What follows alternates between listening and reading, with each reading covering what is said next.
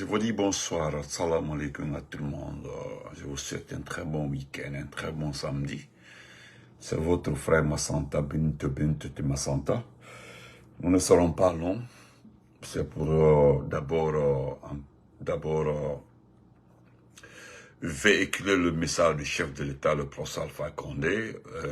Deuxièmement, venir répondre à l'ambassadeur de France à Conakry.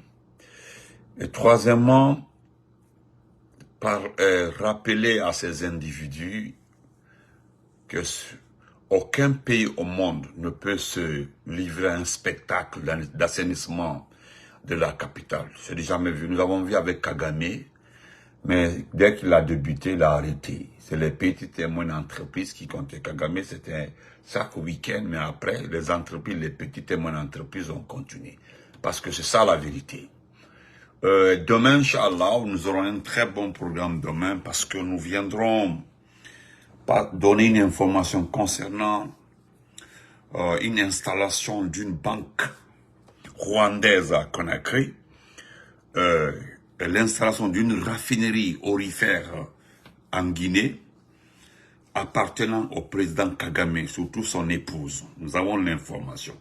Vous comprendrez par là que votre pays qu'on appelle la Guinée là, est déjà dans les mains de la France, dans les mains de Kigali. Aujourd'hui, grâce à ce que Kagame fait à la Guinée, fait pour la Guinée, fait pour la junte, commence à agacer un peu Emmanuel Macron. Nous l'avons écouté une fois et Dieu merci, nous avons écouté le Premier ministre Ousmane Sonko qui revient sur les bases militaires françaises au Sénégal. Nous remercions le Tout-Puissant Allah que cela prospère et que ce monsieur demande le départ des bases militaires parce qu'il a parfaitement raison. 3/4 du territoire de la capitale sont gérés par les bases militaires françaises, donc ils doivent quitter. Voilà, le Sénégal s'assume, c'était pour protéger un président, c'était Macky Sall. Et eux, ils n'en veulent plus. Voilà, ils n'en veulent plus. Parce que ce que vous ne savez pas, ce sont des contrats qui donnent de l'argent à l'état-major français, qui donnent de l'argent au ministère de la Défense. Ce n'est pas gratuit. Voilà, c'est comme la situation du franc CFA. Et il a dit aussi, Ousmane Sonko, dès que tu parles du franc CFA, non, on dirait que tu as touché, je ne sais pas. Franchement, c'est grave. Donc, bonsoir, je sais que ce direct est un peu tard, je l'ai fait un peu tardivement. C'est le week-end, j'ai pas assez de temps aujourd'hui. Mais, voilà. Alcine Diallo, ouais, comment vas-tu? Donc, Alcine, how are you? Je voudrais dire merci encore une fois à la jeunesse du RPG Arc-en-Ciel. Et dire merci à son excellence le professeur Alpha Condé et merci toujours, grand merci à la direction générale du RPG parce que n'oubliez pas que ces jeunes du RPG Arc-en-Ciel évoluent sous tutelle de la direction nationale du RPG Arc-en-Ciel. Nous leur disons merci, nous les félicitons, nous disons merci. Mais nous avons suivi France 24, nous avons suivi RFI, nous avons suivi TV7 Monde qui a eu à relayer le message du professeur Alpha Condé, un message très important, un message qui aujourd'hui est en train de donner de l'aile à certaines personnes. Le message du professeur Alpha Condé est en train de guider ceux qui veulent en découdre avec le CNRD. Parce que je vois par-ci, par-là, aujourd'hui, des anciens premiers ministres, des anciens ministres, des anciens politiciens qui n'avaient pas eu la chance d'évoluer pendant les 10 ans du professeur Alpha Condé. À vrai dire, qui n'ont jamais été des vrais opposants. Partagez, mettez les cœurs, qui n'ont jamais été des vrais opposants. Voilà, on le voit par-ci, par-là, en train de guetter, d'orloter le CNRD. Parce qu'ils ont peur d'une situation que, sincèrement, nous sommes habitués à ça. Alpha Condé s'est battu pendant 40 ans contre toute forme de discrimination, comme toute forme, voilà, Cheikh Ahmed Tidiane, comment vas-tu faire Traoré, contre toutes sortes de menaces. Il n'y a pas une menace il y a une situation Alpha Condé n'a pas affrontée pendant son temps, en tout cas le temps qu'il a eu dans l'opposition. Hein. Donnez-moi un exemple de situation qu'Alpha Condé n'a pas surmonté, parce qu'un opposant, la sommité de la situation politique, c'est de te mettre en prison et sortir de la prison sous ce régime. Alpha Condé a fait ça. À part ça, c'est pas quoi aussi. Hein. Il a gagné une élection, voilà. Il a gagné l'élection qu'il a dit en 93. Moi, je ne gouverne pas un cimetière. Et pourtant, la France avait proposé au professeur Alpha Condé d'attaquer la Guinée, d'attaquer l'ensemble contre, d'attaquer ce pays. Il a refusé, il a été très clair. Moi, je préfère partir, me préparer, revenir. Et ce pouvoir-là, le pouvoir que je veux pour mon peuple, pour mon parti, le pouvoir là passera par les urnes, pas par les armes.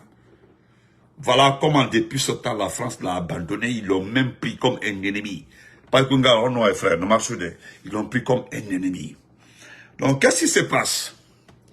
Aujourd'hui, le professeur Alpha Condé est en train de donner raison aux principaux partis politiques. Nous avons suivi un peu une déclaration de l'IFDG. Voilà, pas l'IFDG seulement, les forces vives, tous ceux qui aiment ce pays. Moi, c'est comme ça, je les appelle. C'est-à-dire le reste de la population qui aime ce pays. Parce que les gens ont dit, parce qu'on dit là, nous l'avons trop entendu, mais pour cette fois-ci-là, moi, j'ai des messages de certaines autorités, de certaines personnes, qui m'ont dit longtemps, tu as attaqué la population, tu as attaqué l'armée, tu as attaqué la société civile, tu as découragé des syndicats. Mais il y a une promesse que nous allons te faire, Massanta Benito, une promesse. Si un jour ça s'ajoute au mois de décembre 2024, c'est que toute la Guinée, il n'y aura pas de président. Ah, Nebromedi, c'est pas une seule personne, hein, moi, c'est un Nebrafoni. Si, ni Telekelen Lara Oka, les chars que tu vois là, les tanks, ou je sais pas, les forces spéciales armées jusqu'aux dents, tout ce que tu vois aujourd'hui là, au Beka Ibolo, ne les Kafriana, moi. Ni Telekelen décembre 2024, ce que la Guinée, ben, moi aussi, t'es que président, on ne les Kafriana. Parce que ce que nous savons, et qu'il y a une réalité, que vous avez diffusé maintes fois, c'est que ce n'est pas Doumbouya qui gère ce pays. C'est une combinaison de personnes. C'est-à-dire cette combinaison de personnes, il y a la France, il y a des anciens dignitaires, il y a des anciennes... il y a des personnes dans ce pays qui n'aiment jamais évoluer dans la vérité. Ils veulent évoluer avec les jeunes, les militaires. Donc, il y a tout cet ensemble-là. Il y a des profiteurs, il y a les lobbies. C'est l'ensemble de ce groupe-là qui gère ce pays. Ce n'est pas Mamadi, hein. Ce n'est pas Mamadi. Ce n'est pas Mamadi. Vous ne comprenez pas la langue swahili de certaines langues en Afrique centrale. Nous avons appris que le président Kagame veut installer une banque. Il a proposé à Baouri l'installation d'une banque primaire appartenant, voilà, appartenant à l'épouse de Kagame, Jeannette Kagame. Une banque qui sera installée bientôt à Conakry. C'est-à-dire Paul Kagame, pour éviter à la Guinée un blocus financier, pour éviter à la Guinée le manque d'argent, pour éviter à la Guinée un manque de liquidité. Il va installer une banque. Regarde, écoutez très bien.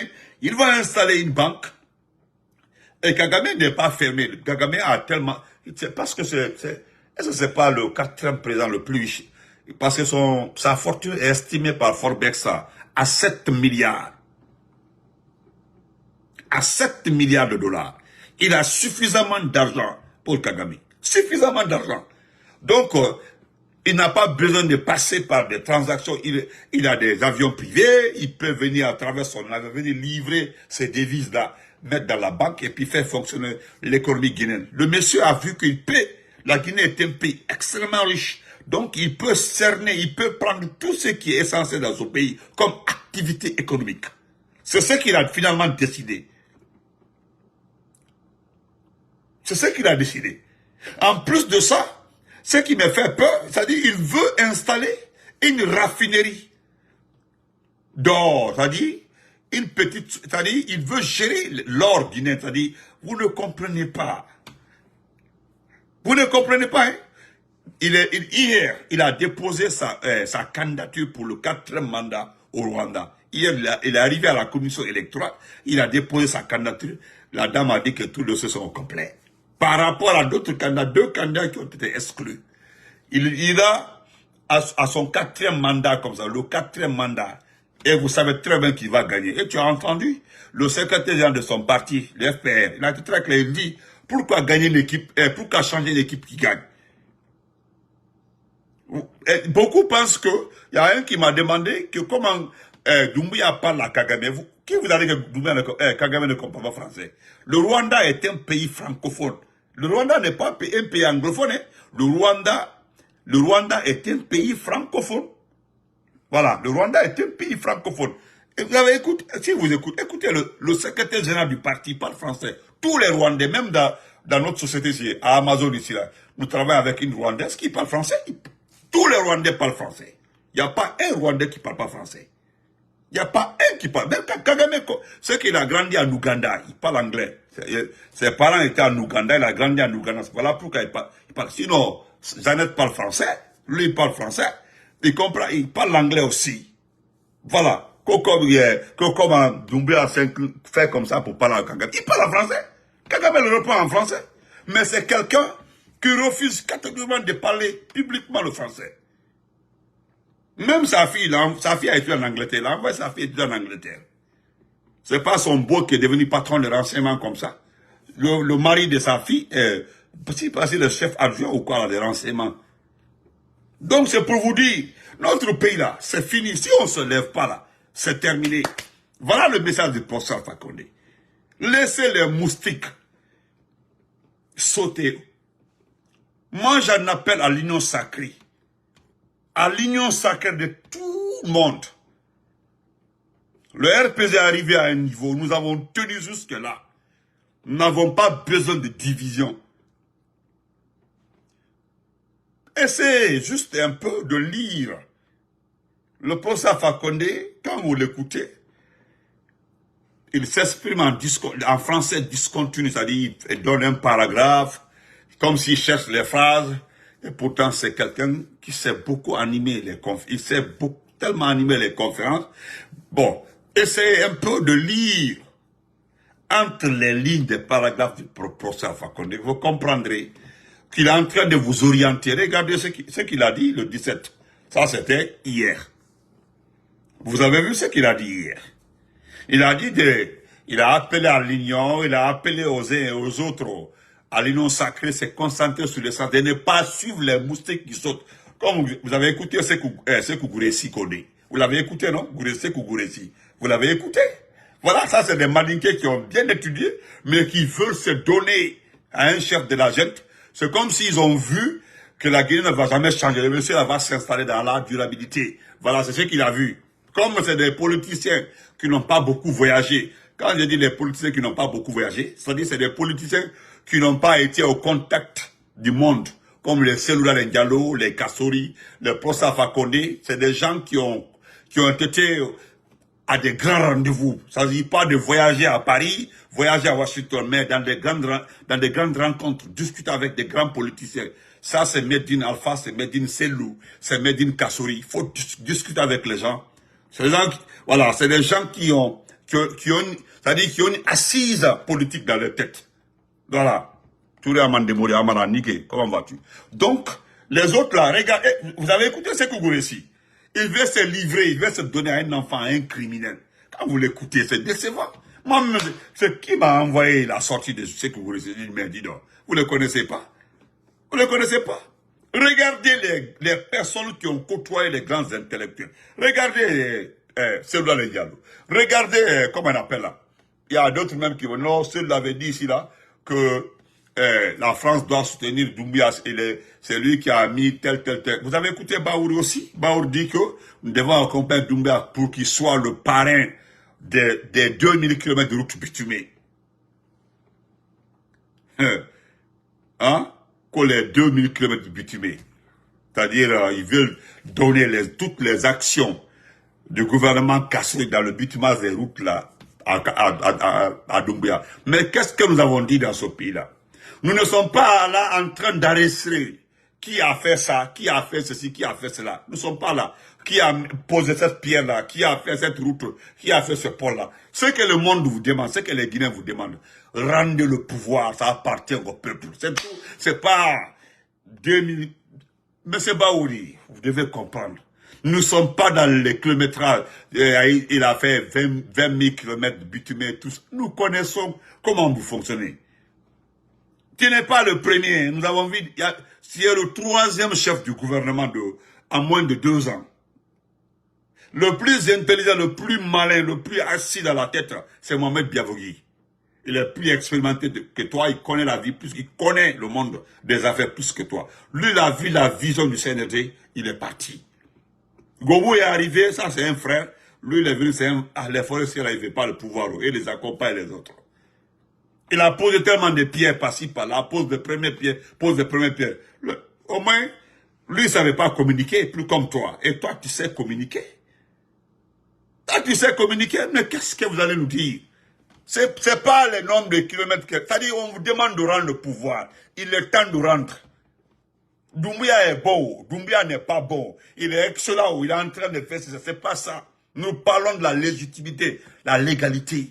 Parce que nous avons besoin de financement de la Banque mondiale, du FMI. Pas ceux qui seront les banques primaires que vous rencontrez. Les institutions de Bretton Woods, les grandes institutions qui financent en Arabie Saoudite, qui financent aux États-Unis, qui financent en France, qui financent en Côte d'Ivoire, qui financent au Sénégal, qui financent en Guinée. C'est ce que nous voulons. Ce n'est pas l'amitié recoupée que nous cherchons. Vous partez forcer certaines personnes à vous donner de l'argent, à vous prêter de l'argent. Parce que ce que vous savez, nous le savons très bien. Quand vous passez par ces institutions internationales-là, le taux d'intérêt est connu. Les institutions aussi surveillent l'utilisation de ces montants.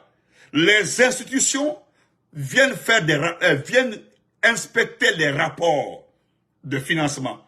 Les institutions notent. Voilà. Voilà pourquoi chaque année, on note les pays les plus corrompus. Il y a des indices. Mais lors du passage d'une junte, il n'y a aucune évaluation. Vous prêtez l'argent avec un taux d'intérêt non contrôlé. Mais qui connaît le taux d'intérêt même? Voilà, vous ne prêtez pas l'argent dans la légalité. Vous prêtez avec des banques. On dit on vous donne ça avec un taux d'intérêt de 20%, même si c'est moi. Je vous crédite. Si je te donne 10 millions, tu dis que tu vas remplir avec 17 millions. C'est 7 millions, mais c'est beaucoup. Je te prête l'argent. Parce que j'ai une garantie, c'est Kagame. Je te donne l'argent, tu ne payes pas, c'est Kagame. Parce que lui, il pense qu'il est Dieu sur terre. Je voulais faire passer la vidéo du président congolais. Mais demain, je ferai un direct le matin. Je ferai passer... Vous allez écouter le président congolais qui était en visite en France. Il a fait une conférence de presse. Vous allez l'écouter. Vous comprendrez, partagez. Donc, ce que le professeur Fakonde dit, nous voulons véhiculer ce message, le transmettre aux uns et aux autres. Ne nous concentrons pas sur ces petits détails. Pourquoi je vous donne les dires de ces vailloux, des vendus, des intellectuels qui se sont mis à la disposition d'un criminel? Pourquoi je fais le rapport de leur dit? C'est pour vous dire, ce qu'Alpha Condé dit, vous devez écouter. Nous devons nous concentrer sur l'essentiel. Moi, ce sont des moustiques. Vous savez, le moustique là, il est partout. Partout là, vous ne comprenez pas pourquoi il a utilisé le mot moustique. Le mot moustique là, c'est partout, il y a le sang. Il peut sucer le sang là. Voilà, il est là-bas, il suce. Il se nourrit. Donc les autres là, ils ne sont pas là pour la Guinée. Vous avez écouté l'ambassadeur de France. L'ambassadeur de France, il dit qu'il est là, que la France ne va jamais imposer quelque chose à quelqu'un. Ils sont là pour l'intérêt du peuple. Ce qui est faux. C'est quelqu'un qui a participé au coup d'État sur toute la ligne. Sur toute la ligne. Donc personne n'a à considérer ce qu'il a dit, c'est pas important. Vous savez ce qui fait mal à l'ambassadeur de France? Il a demandé de l'aider à rencontrer les partis politiques. Le RPZ Lièvre refuse de le rencontrer. Il a tout fait. C'est quelqu'un qui était dans l'option de convaincre certains responsables de trahir le procès Alpha Condé, trahir Kassory. Ça n'a pas marché. Ça n'a pas marché. Regardez aujourd'hui, s'il vous plaît. Assainissement. Assainir Conakry. S'il vous plaît, soyez sérieux.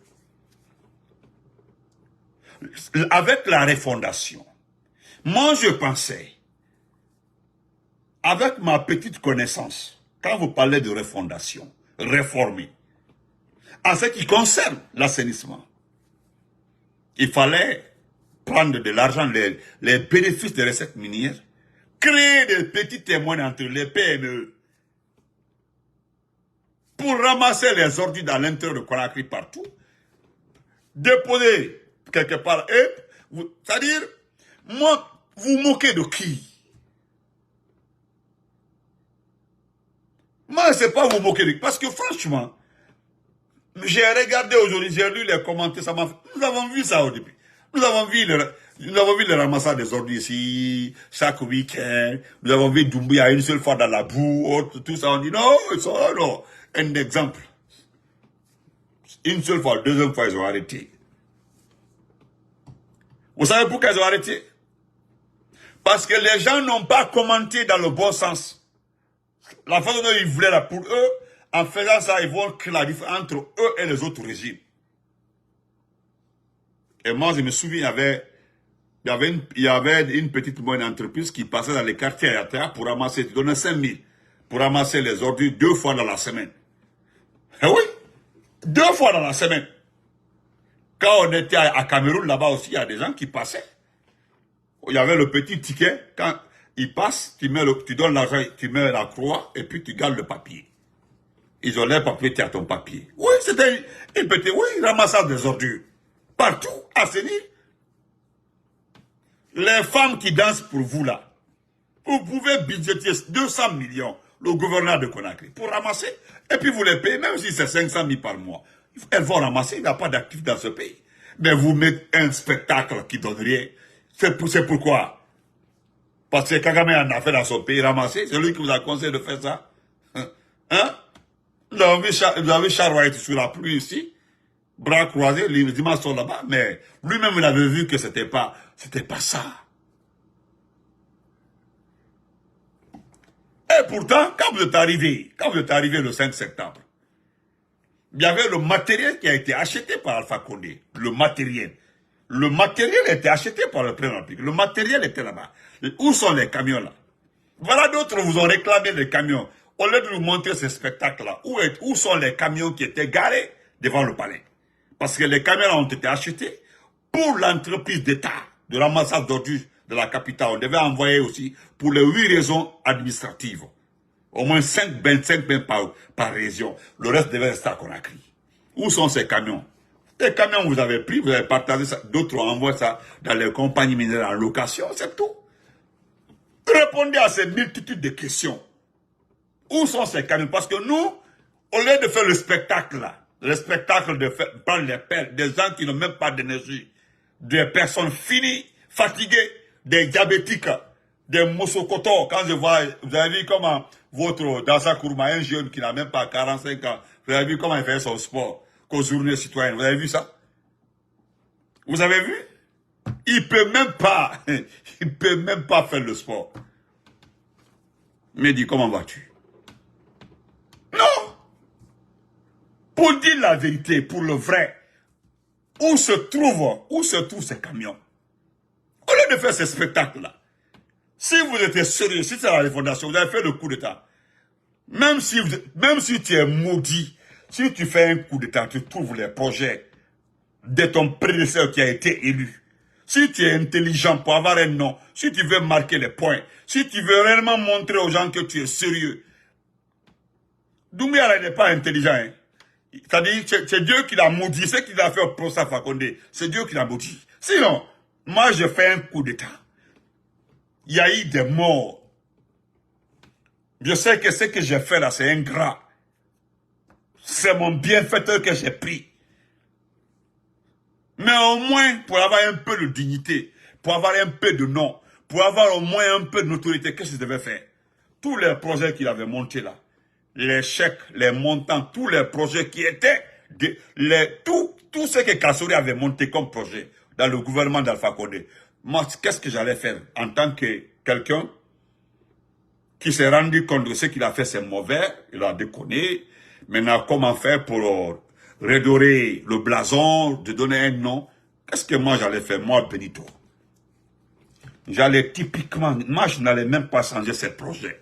J'allais faire exécuter ces projets. Même maintenant, sur ça là, même si on dirait que c'est projet d'Alpha Condé, mais au moins j'ai fait exécuter ces projets. Je dirais carrément à mon gouvernement, au chef du gouvernement, tous les projets que vous avez trouvés sur place, si quelqu'un enlève un franc dedans, un dollar, ou bien change, je suis un militaire, je suis un criminel, je suis un assassin. Donc ils savent déjà, tous ceux qui sont là, ils savent que tu es un criminel. Aurait été moi, Benito, moi, j'ai humilié mon patron, j'ai vexé mon patron, j'ai fait ce coup là, mais au moins, je pouvais rester dans le cadre, dans la tête des Guinéens, dire que oui, même si après on me jugeait, on dit non, tu as fait du mal, tu as humilié ton patron, mais au moins on dit oui, il a fait tout ça là, mais quand même, il est venu honorer son patron en faisant tous les projets que son patron a laissés sur place, sans changer. Parce que s'il avait suivi les projets, toi tu as les armes. En notre temps là, bien sûr, les armes de tourner. Mais toi là, avec ta criminalité, avec ton comportement, avec ton statut de criminel, les ministres savent, avec un ton, dans un conseil des ministres là, même Baoudi qui est un suyambi, la Kassory, il tout une moitié, on allait exécuter le projet là, comme ça, avec exactitude. Au moins, tu aurais fait les routes aujourd'hui, le courant 24 heures sur 24, tu aurais suivi, tu aurais laissé le bateau, le courant serait là. Wallah, ceux qui ont applaudi pour toi là, le 5 septembre là, beaucoup, même si tu as fait du mal à tout ceci là, ils allaient rester quand même en train de tout faire, te supplier d'aller maintenant aux élections. Pas dans les cas pareils aujourd'hui. Regardez, il y a le feu aussi à Anta aujourd'hui. Il y a un bâtiment qui a pris feu à Anta. Ce soir là, tout un bâtiment à Anta Nord, feu. Le vieux là m'a dit, il y aura feu partout en Guinée. Il y aura pas. Kota d'Ivoire, il y aura toujours le feu en Guinée. Toujours. On dit, faut typer. Pourquoi pas faire ça? Donc, Wally, tu ne peux pas, au lieu de ramasser. Ça dit, Mbambo, j'ai vu les gens aujourd'hui, non, c'est pas la peine. Ah, ils ont recommencé encore. Lui aussi, il est venu avec d'autres choses. D'accord, chers frères et sœurs, nous remercions le professeur Fakou. Nous remercions, nous allons suivre ça de près. Maintenant, je vais terminer en répondant à l'ambassadeur de France à Conakry. Max Von Bossé, le voleur de vin. Voilà, celui qui a facilité le coup d'État. Il n'a pas organisé, mais c'est lui qui a facilité. Et il a eu des garanties. Si je facilite le coup d'État, vous pouvez m'aider aussi, je vais avoir ma part dedans. Parce que c'est lui qui est en train de faire tous les faux rapports. Parce qu'il n'envoie pas les vrais rapports au Quai d'Orsay. Le Quai d'Orsay, c'est le ministère des Affaires étrangères de la France. On appelle ça le Quai d'Orsay. Voilà. On appelle ça le Quai d'Orsay. Donc le Quai d'Orsay, c'est lui l'ambassadeur qui est chargé de faire des rapports mensuels ou trimestriels sur la Guinée envoyés. Parce qu'aujourd'hui, vous avez vu, tellement que la France contrôle certains pays en Afrique occidentale, la CEDEAO a lavé sa main de l'affaire de la Guinée. Ils disent qu'ils ne parleront pas de la Guinée. Parce qu'avec Doumbia, ils ne pourront pas travailler. Les Nations Unies aussi non, parce que l'Union africaine dit qu'ils ne sont pas dedans. Maintenant, c'est aux Nations Unies de voir s'ils peuvent tordre la main à Mamadi. Voilà, la CEDEAO là, qui est à côté là, ils disent qu'ils sont plus là. Ils n'enverront pas d'émissaire parce que c'est que la CEDEAO a entendu, même si c'était moi. Même si c'était moi. Même si c'était moi, j'allais me mettre de côté. Parce que Doumbouya a dit, son gouvernement dit, que ce n'est pas une CENI qui va organiser des élections. C'est le ministère de l'administration du territoire. Le fichier électoral corrigé par la CEDEAO, par les inspecteurs de la CEDEAO, il dit non, je ne touche pas ce fichier électoral. La CEDEAO aussi dit, il ne finance pas un autre fichier électoral. Vous n'avez pas d'argent. Vous voulez reprendre le fichier électoral et vous dites à la CEDEAO de faire le fichier électoral. Vous ne partez pas aux élections, vous ne faites pas partie des personnes qui seront candidats. Parce que c'est ce que vous avez dit. Vous n'allez pas compétir.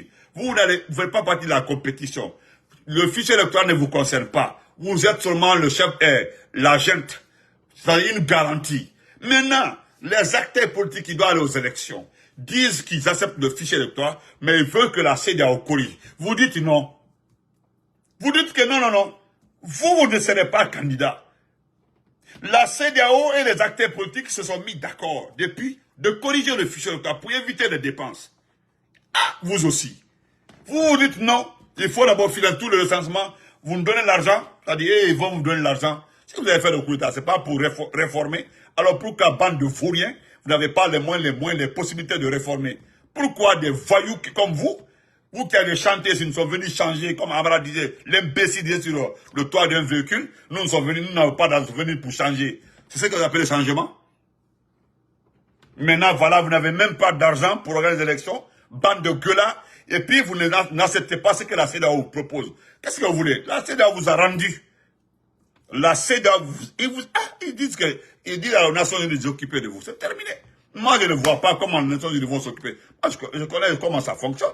Il n'y aura rien dans ce pays-là. Je dis, il n'y a que le peuple qui peut freiner ça. Le peuple. C'est le peuple qui peut freiner ça. Écoutez un imbécile qui dit, écoutez-le. Je vais lire ce qu'il a dit.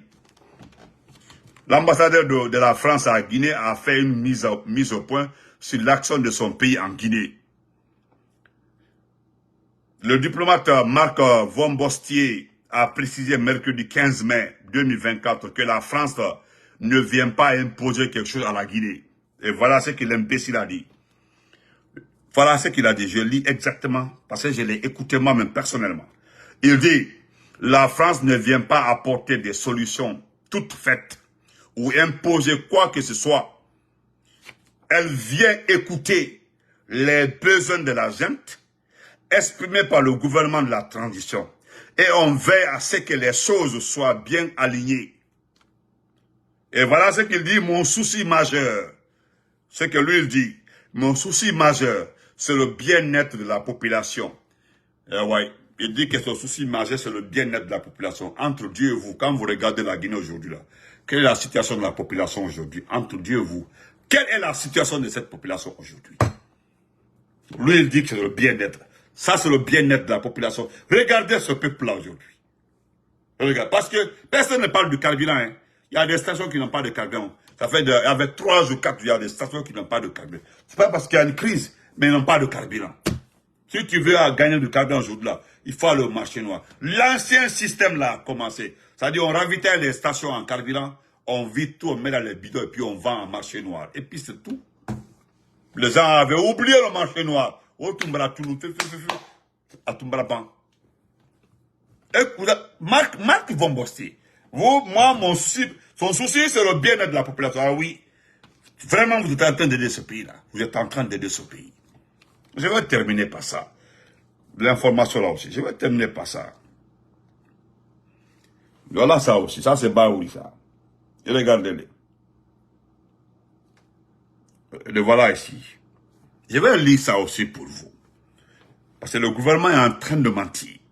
Le gouvernement de la République de Guinée. Le 18 mai 2024, le Premier ministre Amadou Ouriba a reçu le directeur général de la Société financière internationale, IFC. Voilà, Mactar Diop, c'est un Sénégalais. Co-organisateur de l'Africa Géo Forum 2024 au Rwanda. Mactar Diop entretient des liens d'amitié très forts avec le chef du gouvernement de la Guinée. C'est-à-dire, ils ont des liens parce que vous connaissez que Baouri a étudié au Sénégal. Vous le savez qu'il a étudié au Sénégal. Les deux hommes ont passé en revue des projets et initiatives susceptibles de mieux accompagner le financement du secteur privé guinéen. Voilà. Je pense que c'est bien précis parce que les gens ont pris ça, ils ont partagé des petits soutiens. Voilà, Madjoubet. Parce que il a fallu que Baouri soit nommé pour que son petit village, là d'où il vient là, pas la préfecture de Pitain, son petit village aujourd'hui, et certains jeunes là, je nous insulte. On a un femme à fous, et puis qui se permettent à attaquer ces loups. Ah, c'est là, et pourtant, quand tu prends les mêmes personnes, les postes avant-hier là, vous comparez aux postes d'aujourd'hui là, vous allez regretter. Parce que c'est les mêmes personnes qui étaient membres de l'IFDG. Et aujourd'hui, comme Baouri, eux là, ils ont oublié toute la souffrance Ils ont tout oublié. C'est comme Baour est devenu Premier ministre, là, c'est tout qui est un nom. Comme ça, Baour, chef du gouvernement, l'année, qui gagne ou qui gagne pas, ils sont en train de déambuler comme ça, en train de gueuler. Ne les écoutez pas. Mactar Diop, là, ils se sont rencontrés, ils ont discuté parce que ils ont presque fréquenté les mêmes écoles au Sénégal. C'est tout. Voilà. C'est lui qui a demandé à Mactar Diop comment tu peux nous aider à accompagner les secteurs privés. Pas public, le secteur privé. C'est à voir.